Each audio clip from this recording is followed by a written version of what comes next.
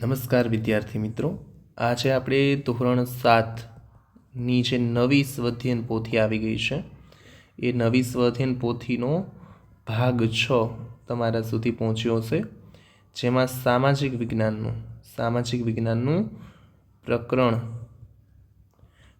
Number 13 આજે જોવાના છે. પ્રકરણ નંબર 13 જેનું નામ છે આપત્તિ વ્યવસ્થાપન. શું છે જેનું નામ? આપત્તિ વ્યવસ્થાપન છે. બરાબર છે. તો આજે એનું સંપૂર્ણ સોલ્યુશન કરીશું. એમાં ક્વેશ્ચન નંબર 1 છે તમારી પાસે છે, જેમાં આપણે વિગતવાર આન્સર જોશી. એમાં પહેલો ક્વેશ્ચન છે, તમારા વિસ્તારમાં નીચેનામાંથી કઈ આપત્તિ આવે એમ હોય તો આપણે અગાઉથી સમાચાર માધ્યમ દ્વારા જાણ થઈ છે. તો પૂર આવે તો થાય, સુનામી આવે તોય થાય છે, અને વાવાઝોડું આવે તોય થતી હોય છે આગાહી, એટલે બધાની થાય છે, એટલે જવાબ ડી આવશે. ત્યારબાદ ક્વેશ્ચન નંબર 2 છે, કયું વિધાન પૂર્વ આગાહી શક્ય નથી તેવી એટલે આપત્તિને લાગુ પડે છે? તો એમાં જવાબ સી આવશે, વર્ગખંડની પાટલી નીચે બેસી જવું. એટલે એ ભૂકંપને લગતું છે. ભૂકંપ ક્યારે આવે આપણે ખબર ન હોય, એટલે જવાબ સી આવે.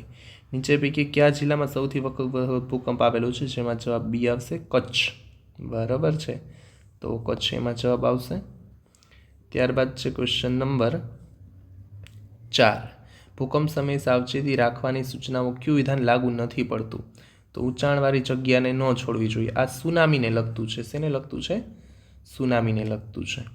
તો એમાં જવાબ ડી આવશે. 5મામાં છે, વાતાવરણમાં હવાના દબાણ દ્વારા સર્જાતી અસમતુલાની સ્થિતિ એટલે શું? તો કે વાવાઝોડું. એટલે એમાં જવાબ એ આવશે. 6 નંબર, ભૂકંપની તીવ્રતા કયા એકમમાં માપવામાં આવે છે? ભૂકંપની તીવ્રતા રિક્ટર સ્કેલમાં. પૂર માટે ક્વેશ્ચન નંબર 7, કયા માનવ સર્જિત કારણો જવાબદાર છે?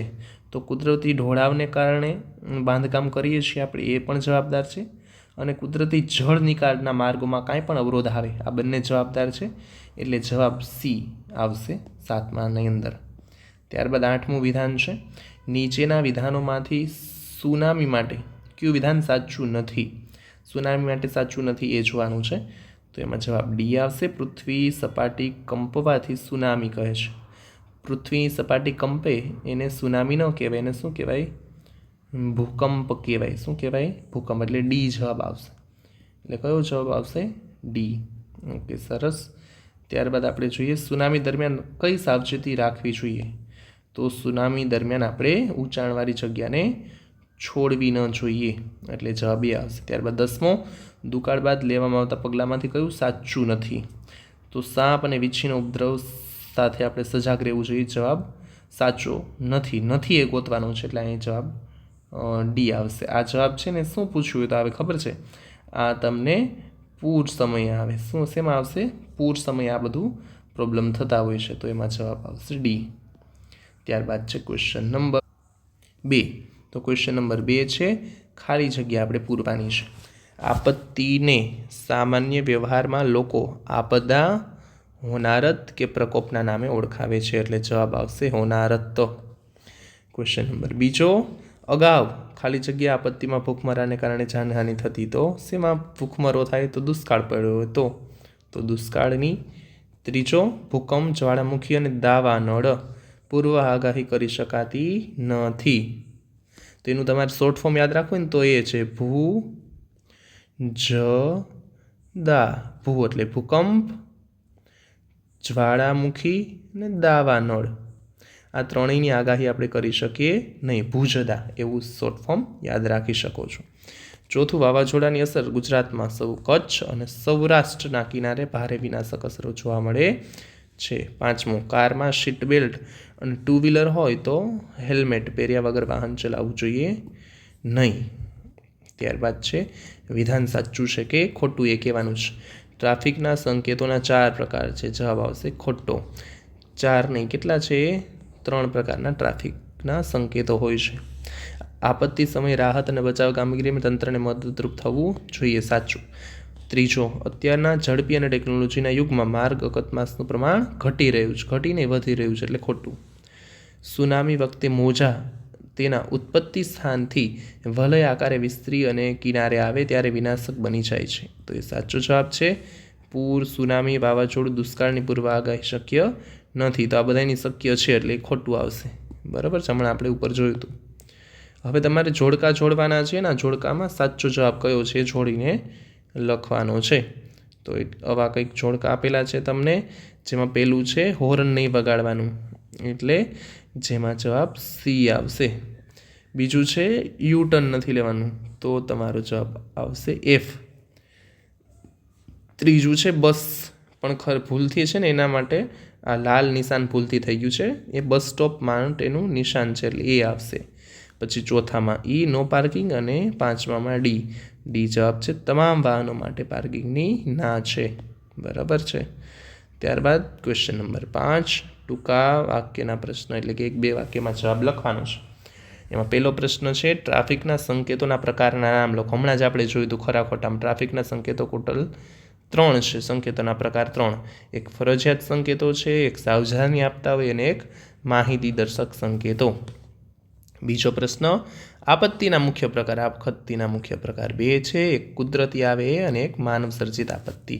એટલે કુદરતી આપત્તિ અને બીજું છે માનવ સર્જિત આપત્તિ. ત્રીજું છે વાવાઝોડાને બીજા કયા નામે ઓળખાય છે. વાવાઝોડાને બીજા ચક્રવાત. શેના તરીકે? ચક્રવાત તરીકે ઓળખાય છે. ત્યારબાદ સુનામી એટલે શું? ચોથો, સમુદ્ર કે મહાસાગરના તળિયે થતા ભૂકંપ અને જ્વાળામુખી પ્રસ્ફોટનથી કે મોટા પાયાના સમુદ્રમાં થતા ભૂસ્ખલનથી પેદા થતા વિનાશક મોજાને સુનામી કહેવાય છે. તો એવો જવાબ તમારે લખવાનો છે આખો. પાંચમો છે વિશ્વમાં સૌથી વધારે માર્ગ અકસ્માતમાં મૃત્યુ થતો હોય એવો દેશ કયો છે? ભારત છે. કયો છે બેટા? ભારતમાં. તો વિશ્વમાં સૌથી વધારે માર્ગ અકસ્માતમાં મૃત્યુ થત એવો દેશ ભારત છે. वो भारत देश है मेरा. ક્વેશ્ચન નંબર 6 છે મુદ્દાસર જવાબ લખવાનો. માર્ગ સલામતી માટે શું કરવું જોઈએ? આપણા શબ્દમાં લખવાનું, અને પછી અહીંયા માર્ગ સલામતી માટે શું ન કરવું જોઈએ એ પણ તમારા શબ્દમાં લખવાનું છે. તો પેલું, માર્ગ સલામતી માટે શું કરવું જોઈએ? તો કે રસ્તો પાર કરવા માટે ઝીબ્રા ક્રોસિંગ, ફૂટ ઓવરબ્રિજ અને સબવેનો ઉપયોગ કરવો જોઈએ. બીજું છે નાની ઉંમરના બાળકો છે ને એને વડીલોની મદદથી જ રસ્તો ક્રોસ કરવો જોઈએ. ત્રીજું છે જ્યારે આપણે વાહન તમારાથી થોડા દૂર હોય ત્યારે સલામત રીતે રસ્તાને ઓળંગી લેવો જોઈએ. તો 3 આપેલા છે. બીજું છે માર્ગ સલામતી માટે શું ન કરવું જોઈએ? તો પેલું આપેલું છે યોગ્ય સંકેતો આપ્યા વગર ઊભા રહેવું કે વળાંકઈ ન લેવું જોઈએ. બીજું, ચાલુ વાહનમાં ચડવું નહીં અને ઉતરવું નહીં. ત્રીજું એવી રીતનું છે. બરાબર છે. કારમાં સીટ બેલ્ટ, 2 વ્હીલરમાં હેલ્મેટ પહેર્યા વગર વાહન ચલાવવું જોઈએ નહીં. તો આ બધા છે એ પ્રશ્નના જવાબ છે. ત્રીજું છે આપત્તિની અસરો. આપત્તિ આવે તો તમારા ઉપર શું અસર થાય? તો જે આપત્તિનું તમારે લખવું એ લખી શકો.